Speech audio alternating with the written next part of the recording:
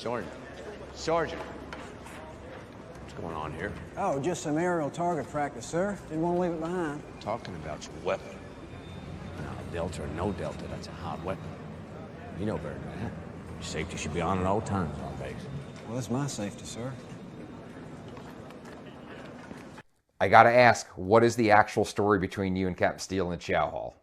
Yeah, it made a good scene in the movie, but it was really wasn't that big a deal at the time. We had been had developed relationships with some of the non-coms in the Ranger Battalion, and we were doing some cross training with them. So we were going out with them on their blocking position rehearsals. We were helping them work through some of their CQB training. You know, if you think back in the time in the early 90s, close quarters battle or CQB wasn't something that was common knowledge in the big Army. Those tactics, techniques, and procedures were primarily developed by special mission units, for special mission units. So big Army was doing stuff like patrolling, you know, either vehicle or foot patrolling, working on this, what I would call the basic infantry component of training for the military. So we were doing our workups for close quarter battle, and we brought the Rangers in to participate in it. And you know, Rangers, you know, you got some young soldiers that are starting out their career there, so you're emphasizing things like safety and stuff like that. So in the training, you know, we were talking to them about making sure their weapons on safe at all times, unless you're going to engage something, and then finger on the trigger only when you're going to pull the trigger, and then the rest of the time it's off the trigger. And one of the things that we used to say to each other was, this is our primary safety, right? So you've got a safety on the weapon, and you have muzzle awareness, which is a facet of safety, but really this is the one, because this is the one that's connected to your brain. So whether you're going to pull the trigger or not, that's the final one. That's the final safety and the most important one. So we would repeat that in training to them. And then it stuck. And then later on, either that day or the next day, you know, I'm going through the chow hall, and felt somebody tap me on the back, and it was Captain Steele. He wasn't a bad guy. I mean, Right. It makes it out like he's a bad guy, but he wasn't. He said, "Hey, Sergeant, your weapon's off safe." And I said, "Yeah." I said, "It's safe. Don't worry about it," because we had a different clearing process, right? So when you cock an M4 or an M16 family of weapons, and then it'll go on safe, right? But once you drop the hammer, it will no longer go on safe because the weapon is no longer cocked. Right. Right. So we store our own weapons like an armorer. So we had our own arms room. So when we would safe our weapon, we would drop the mag, clear the chamber, you know, make sure that you eject that round, inspect the chamber, and then drop the hammer. Which point you couldn't put it back on safe. Which you won't go back on safe, but that's what armorers do, right? They drop a hammer. So when a young soldier hands his weapon to an armorer, it's on safe. First thing he does is he inspects it, makes sure it's clear. He drops the hammer, puts it in the rack. So that was our process for doing it, and he didn't really understand that at the time. And he said, it's off safe, and I said, well, here, put it on safe. Really, as a teaching point. And he said it won't go on safe. What's wrong with it? I said, it's not cocked.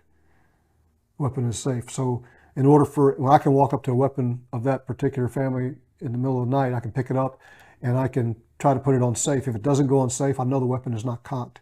And unless somebody did something like open that weapon up, drop one in the tube, if it's not cocked, there's a good chance there's nothing in that tube, because in order to put one in the tube, you have to cock a weapon. Right. And so I don't know that it's safe when I pick it up and I can't put it on safe, but I know it's not been cocked. Right, so it's a good indication of the status of the weapon for me. But that's just kind of the way we did things. He didn't do things that way. He did things the way they did it, and so I just said, "Hey, that's it. I got it. Don't worry about it." It was a minor thing, but there happened to be a couple of young soldiers standing around when that happened, and later on that night they did a skit, and they combined the training that they received that day, where, hey, this is my safety, with that event, and they made this skit up to kind of roast their commander. Yeah. And it was all in good fun. but ended up in the movie a little bit different, but went down in history as the fact of the matter, right? But no, he wasn't a bad guy. He just didn't know what we did. When I store my handgun, this is my carry gun. It's also one of my home defense guns. Okay, so whatever. I get home for the day. It's obviously loaded.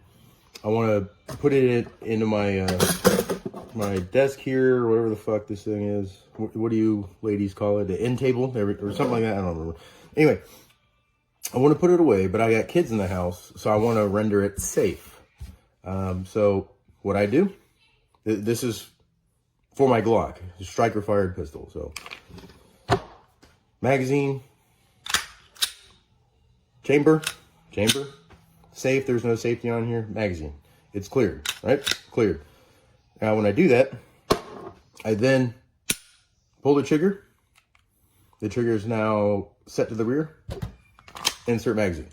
So this is how I store all my striker fired pistols in the safe.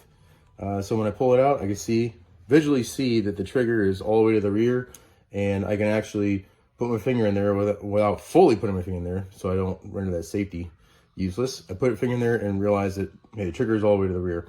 This thing is not loaded. All guns are loaded. Got it. This thing is not loaded. So when I pull the gun, trigger's all the way to the rear. I know I got to rack this thing and go.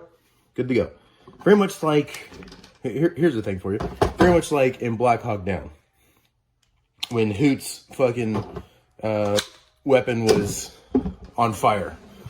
And, you know, what's his nuts was all pissed off about it because it was not safe. Well, what they did, what the unit did in that time was they removed magazine, weapons cleared. They would move it to fire, pull the trigger. And then once you've done that, you cannot move the selector switch and then put the magazine back in.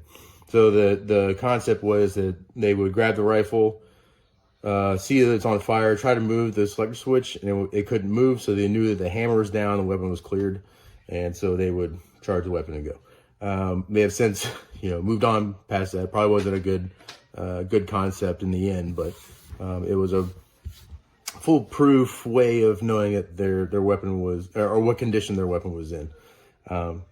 But that's kind of the same concept, maybe-ish, about with my striker-fired pistols, but that's what I do.